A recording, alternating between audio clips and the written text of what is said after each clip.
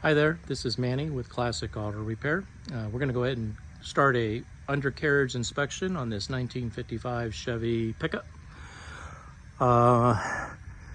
We haven't had a chance to road test the truck on the road, so this is all going to be preliminary inspections based on what we see on site. And then once we have approval on some of the repairs, we can get the truck on the road and see if there's anything else that develops from road testing. But right now the issues are you can't turn the front wheels without hitting on the fenders and causing a problem. You can actually feel it when you try to turn the wheel. So first thing I would say needs to be done is and I don't know if we're going to be able to help you with this. We don't normally do these kind of suspension modifications, but either the wheels need to go in, which you order wheels with a different offset where the rim is more pushed towards the frame of the truck or inwards.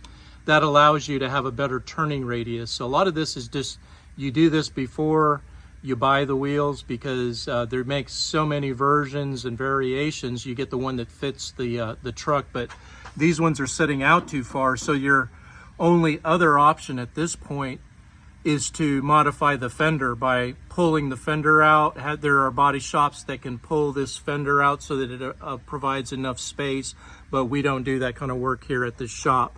The other item is, you can see where that fender's been cutting into the tire right here. The tire itself's got some pretty good checks in it. I probably wouldn't drive these on the highway.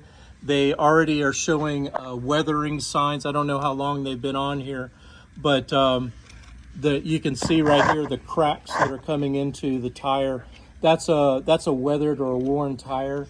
So something to consider after you make your modifications is to definitely look at some tires. They're also wearing on the inside edge. The outside is nice and thick, but the inside edge is wearing on both sides. You can see it cupping right here.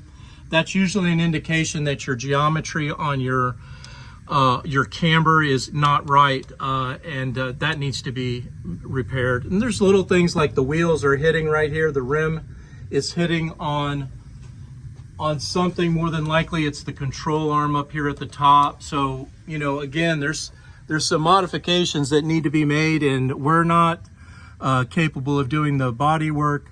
We obviously can't change the wheels at this point, but it's not really drivable on the road until those repairs are made to the truck. So again, that's preventing us from doing any road testing at this point. Moving to the back, we're just going to start from the back and go to the front like I normally do. There's some electrical things that need to be taken care of here. We got some wires that are just hanging down. I don't know where they go. I'll have to track it. You do need to have a license plate light. I don't see that. I don't even see a place where you're going to mount your license plate, maybe right here. Wherever you do mount it, you're going to have to put a illumination on that license plate, or you'll get pulled over and get a ticket for it. So whatever we decide there, we need to make that to get it to safety inspection and make sure that it's worthy of being on the road there. The bumpers themselves look okay. They've got the correct bumper hardware. I just installed a set of this on another truck. Everything looks tight. I would have probably put a spacer right there like they did on this side. They added some washers, but they didn't on this side. So you've got a kind of a bracket going crooked. Easy fix, but I don't know if you want us to address it. I'll add it to the list. Moving forward, more critical is this brake line. This is your rear brake steel brake line, goes across the rear end and connects to the other side over here. The issue I see safety-wise is the hose is not mounted correctly, so it's going to hit on this when the axle goes up. It's going to bend or break this brake line. You're going to lose your rear brakes, and that's the same with this side over here. It's directly under the frame rubber bumper stop, and this is designed to hit the axle. So if this hits on and starts bending it, it could crease the brake line, which will prevent the brakes from stopping in the rear. So one of the items I would suggest is rerouting this steel line to fix that. I don't see any leaking rear brakes, but again, we haven't had it on the road, so until you start pressure testing the brake system, it feels okay right now just moving it around the shop. But once you put some miles on it, you may start to see the wheel cylinders. They look like they've been replaced, but just setting for 6 months, wheel cylinders will start leaking. And the way that you know that is you'll start to see a spray along the inside tire and wheel. Right now they're dry, and that can simply be because we haven't driven it yet, but that's something I'll definitely keep an eye on. Looks like this wheel cylinder over here has been replaced too. Emergency brake cables look like they're connected and have the correct hardware on them. Rear shocks look like they've been leaking. The oil's coming out of the rear shocks even though they've been put on there. They look fresh, but the grommets look old, so they may have been on there for a while, and you can see the oil dripping out of the rear shocks. So you may not have a good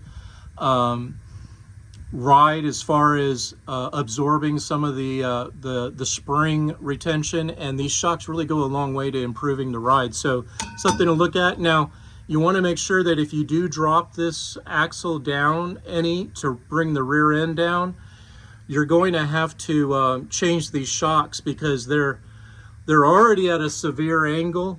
But on top of that, they're going to be almost fully compressed when you drop it down. So you'll need to go to a shorter shock if you do replace these. And they really should be mounted more vertically. These are they're at a very severe angle, so you're not getting a lot of great compression there. Where normally they go up and down, straight up and down.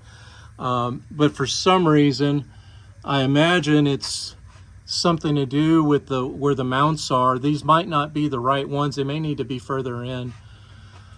Okay, the leaf springs look like they're original. One concern is the bed is heading right here, right here when the truck tries to drop for a bump or something, it's going to hit on this inside tire.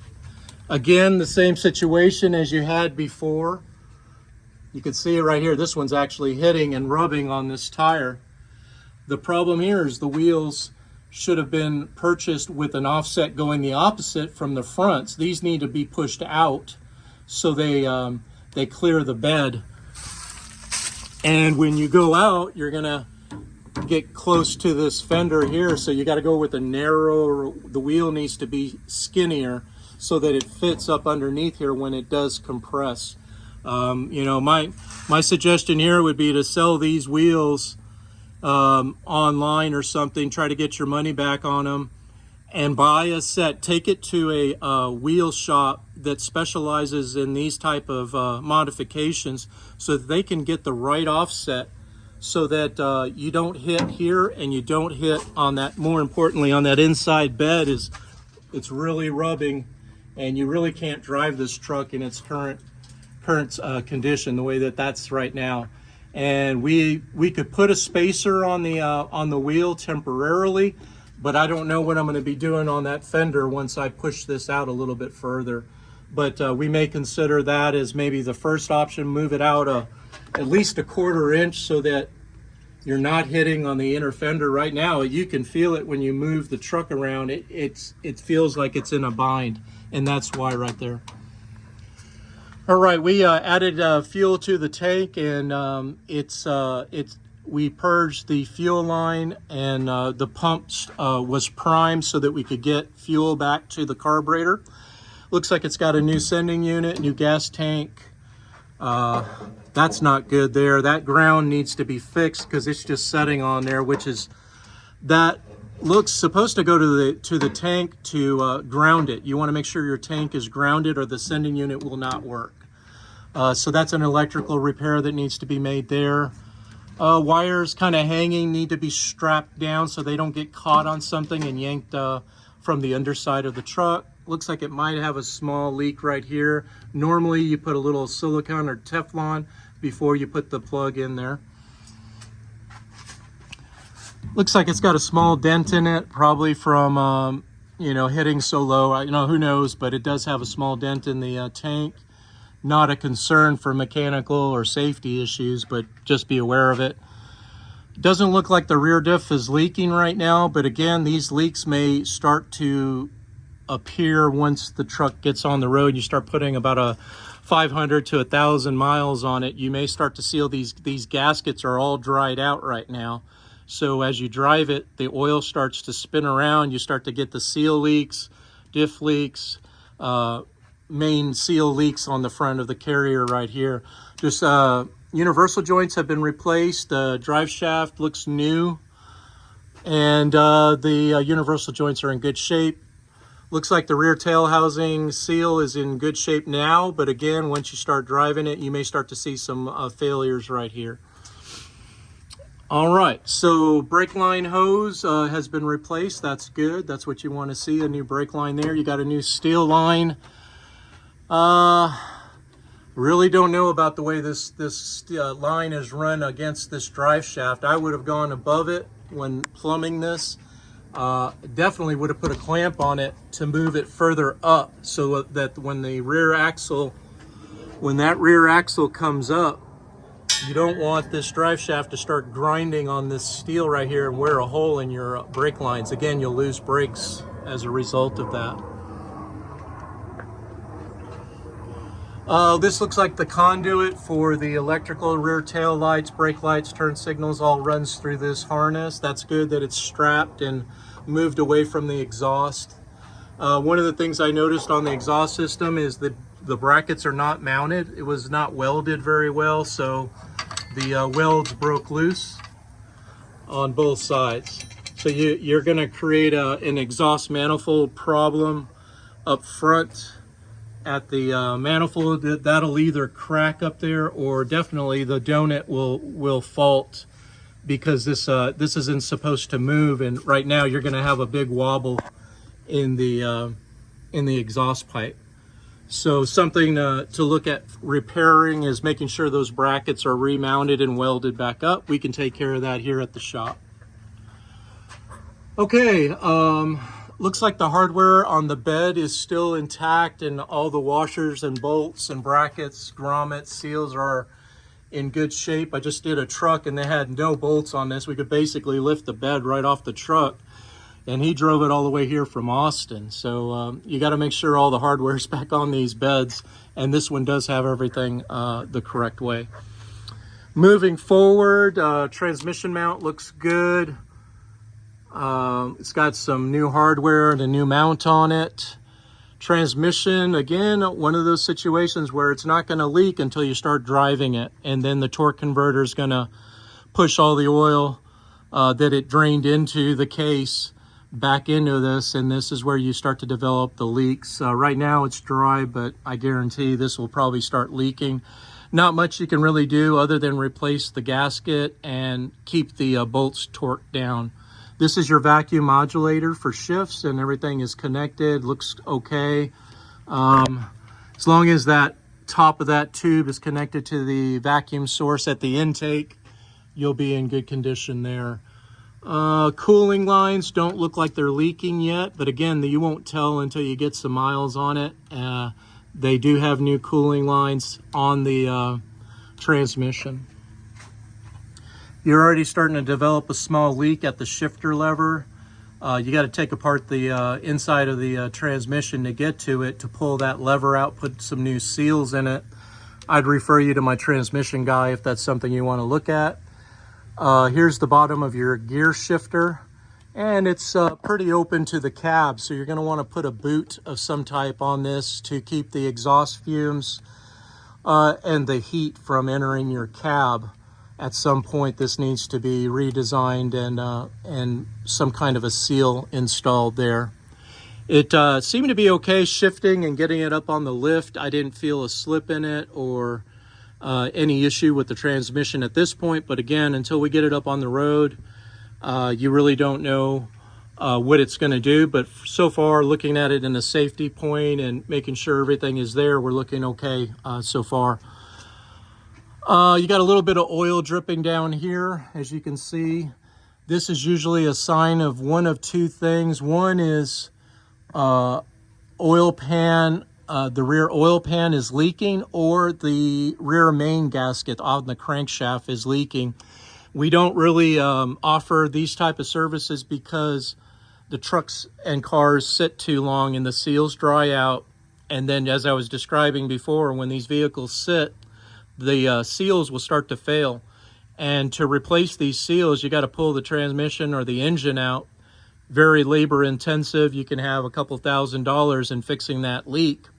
And then when the truck sits for 6 months, you go to drive it, you'll see a new puddle underneath it, and that'll be because that seal has failed. It's just old technology. They're not like new cars. They engineer them differently so that they don't leak. And you're driving that new car every day, so the seals stay lubricated from the oils and transmission fluids and engine, and all the different fluids are constantly moving every day on these vehicles. These classics are just sitting in the garage for weeks on end, and because of that and the technology they use, I have them with gaskets on here that are made out of cork, and the way that they went about it was not really well designed back in the 50s and 60s.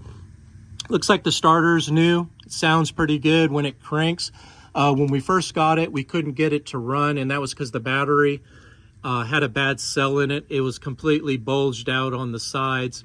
So we swapped out the battery, and we were able to get it to crank over the way that it should. We put some spark plugs in it. You can kind of see right here where up here at the top, we went ahead and put some spark plugs in it because they were all fouled and it was preventing the truck from starting and running. You had a bad backfire because several cylinders were not igniting, and it was causing a backfire situation. So we went ahead and replaced the plugs, and now it cranks up and starts right away, and you no longer have the backfire. Motor mounts look good. Power steering pump has pretty good shape. It may develop some leaks, but so far it's looking pretty good. Looks like it's got some new hoses, new return hoses, new steering box. The coupler is in good shape. It's got a new pitman arm on it. Tie rod ends, drag links all new. Ball joints new. Looks pretty thin here. I would say they're not lubricated. I'd put some grease or have a lube done on this truck, because these dust caps look like they're pretty thin. They don't have any grease squirting out of them. All of these need to make sure that they have lubrication in them, and these boots right here, these joints should be swelled up with grease inside of them. So I would put a lube on the to-do list on this truck. Uppers and lowers. It's got new end link sway bar bushings. Pivot bushings are new. Fuel pump is new. Hoses, lines.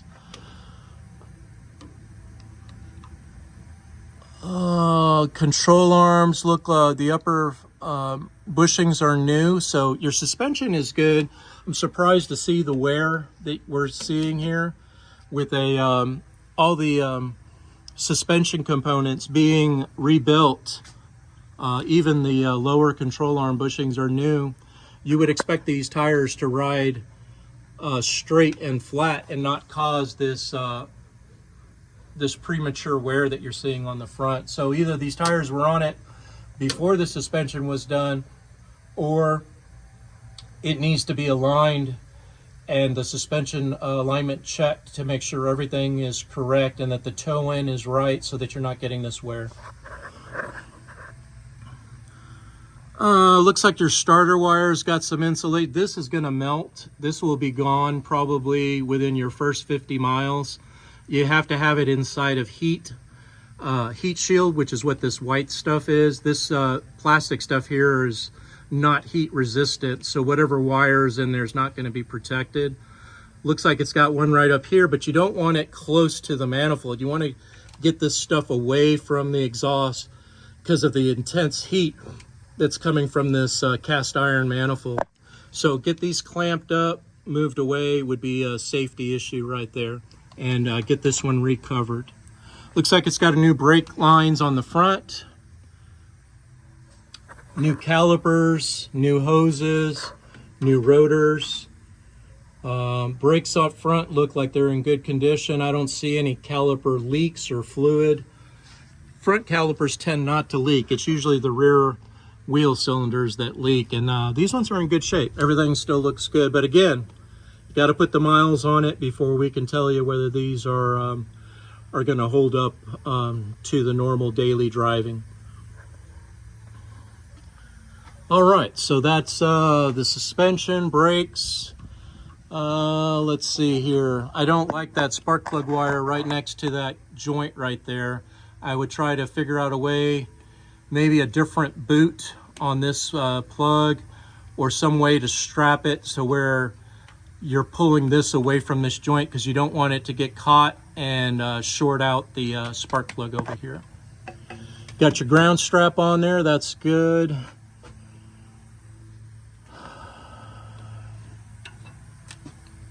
There's your distributor way up in there. Everything looks good. I don't see any intake leaks at the top. Valve covers are leaking just a little bit on the rear corners. You might want to torque those down because some of these leaks, like on the starter here, if you have any fluid coming down, it's usually the rear valve covers. But this one on this side looks dry. Looks pretty good.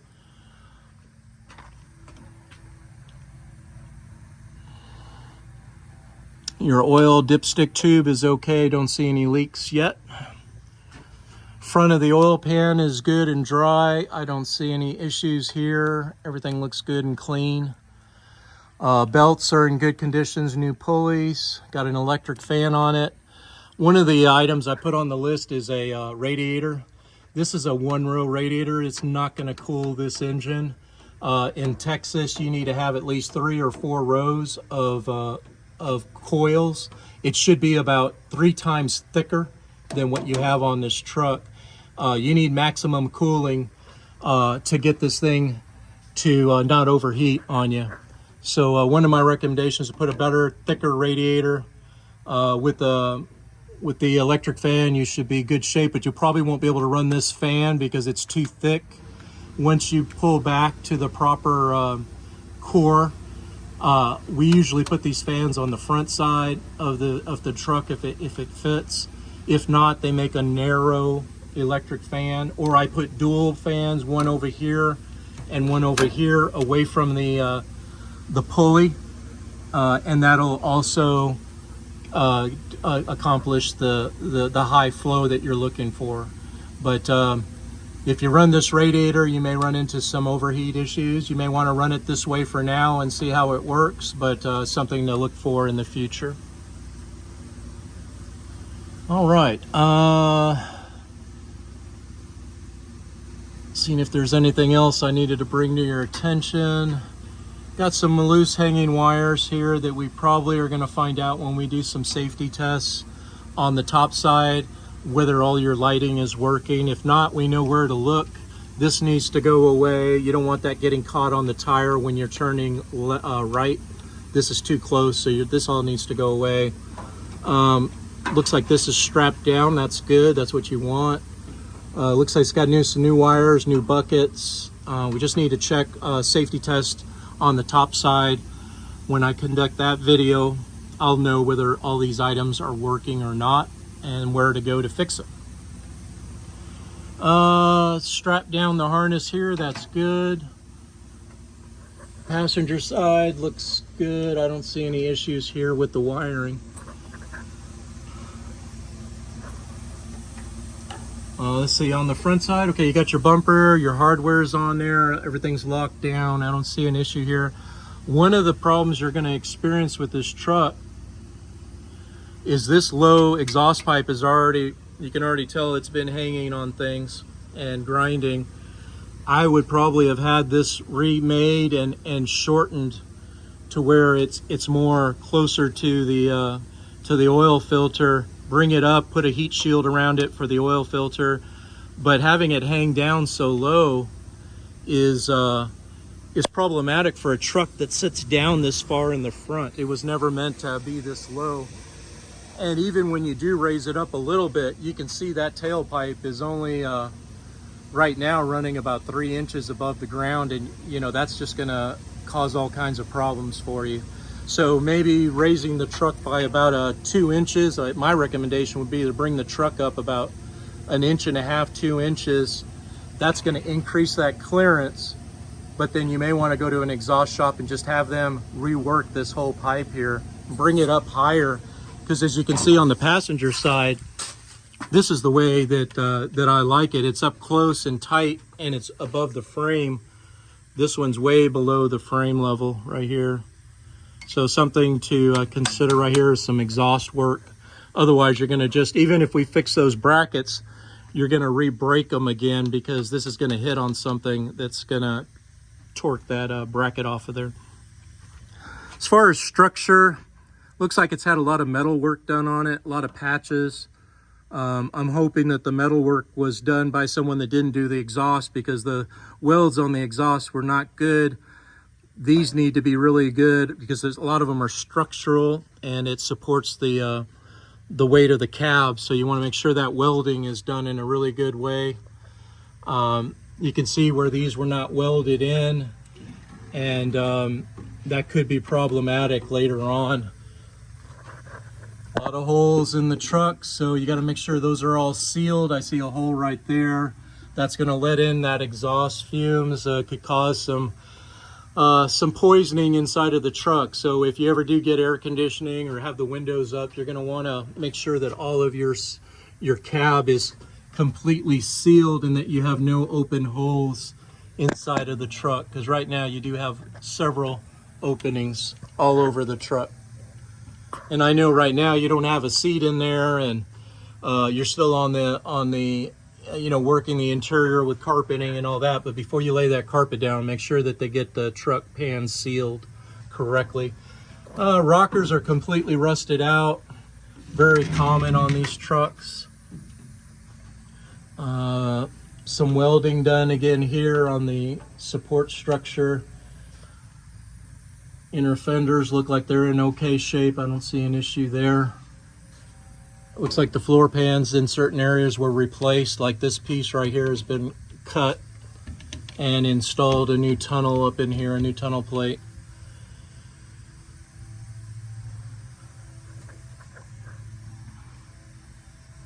Shocks on the front.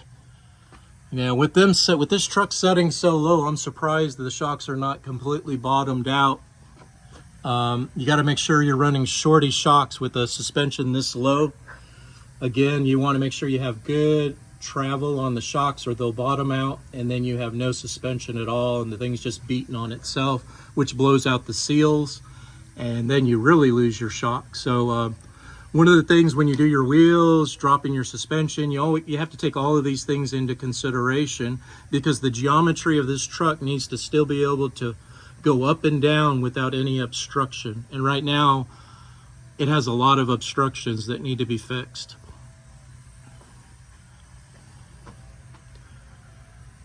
Nice that all the parts are new. Again, just need to be designed for the truck. Things need to be, you can see where that's been rubbing. Things need to be repaired or adjusted to, and definitely like service, things need to be lubricated to make sure that they hold up to driving this vehicle on a more regular basis. This is again what I've found so far just in the preliminary inspection on the bottom of the truck. We'll get this thing down and I'll start a topside inspection and then go over the safety with the electrical, see what's working, what's not, make a list.